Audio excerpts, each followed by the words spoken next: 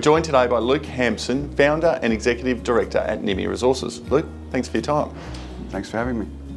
Listed 18 months, Forestania Belt in Western Australia, lithium, rare earths, nickel's the focus. What drew you to that belt, and now what's driving everyone around you to start jumping in? It's a busy neighbourhood now. Yeah, well, initially I got hold of the first small amount of small package in 2015. And that followed a bit of research into what had happened in that area. So it was enough there to say that, and predominantly it was around gold, probably only 2 explorers of note that had actually been on the ground. So we decided to go and have a look, focusing on gold, but we found enough information there, rock chip sampling, soil sampling, that we did to say that there was a bit more than that and there might be a substantial greenstone belt there. So that was the initial impetus, if you like, for us to get there.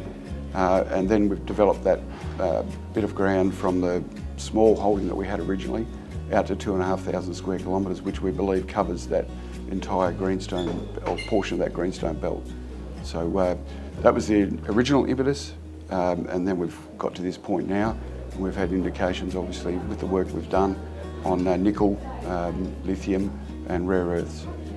Talking about work that's been done, 18 months since listing, talk us through the program and the results. Yeah, so prior to listing, we did a 21-hole RC program.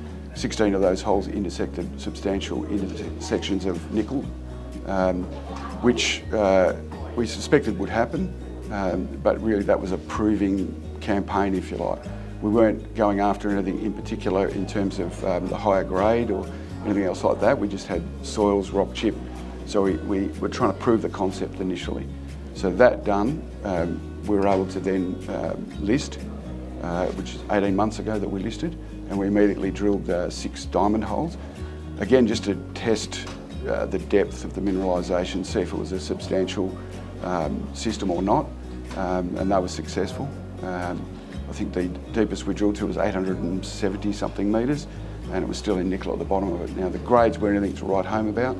0.16, like 400 or 500 metres at 0.16, which told us what we needed to know at the time, and then visible sulphides as well. So that led to us doing enough work to understand that we're in a fertile nickel sulphide greenstone belt.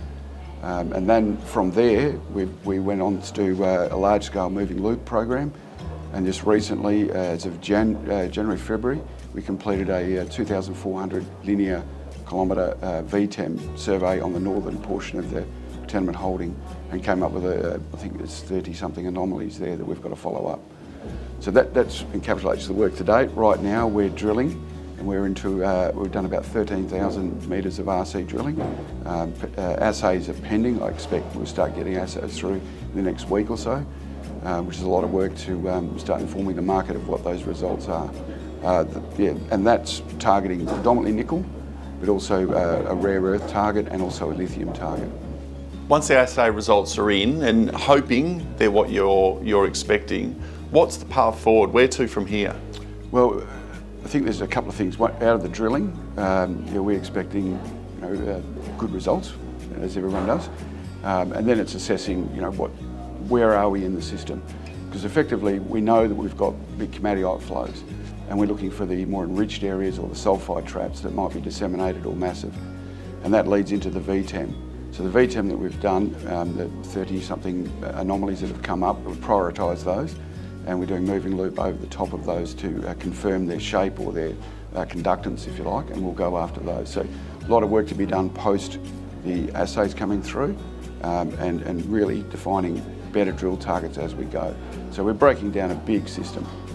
80 kilometres long, 15 to 20 kilometres wide, probably 200 odd linear kilometres of komatiite.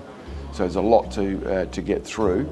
The VTEM helps a lot, and the knowledge that we've got from this RC drilling also helps us a lot in actually start to really narrow down onto the higher grade areas. Clearly a first mover into the belt. Busy neighbourhood now? Yeah, it is. We're surrounded by blue tenements, in-application tenements. North, south, east, not so much in the west because there's a reserve to the west. So there's a lot of activity. When I first went there in 2015, this little tenement and nobody around us. So it's evolved a fair bit. It's covered pretty much now, yeah. First mover advantage always gets the rewards. Strong news flow, clear path ahead, exciting times ahead for Nimy and its shareholders. Thanks for your time. Thank you.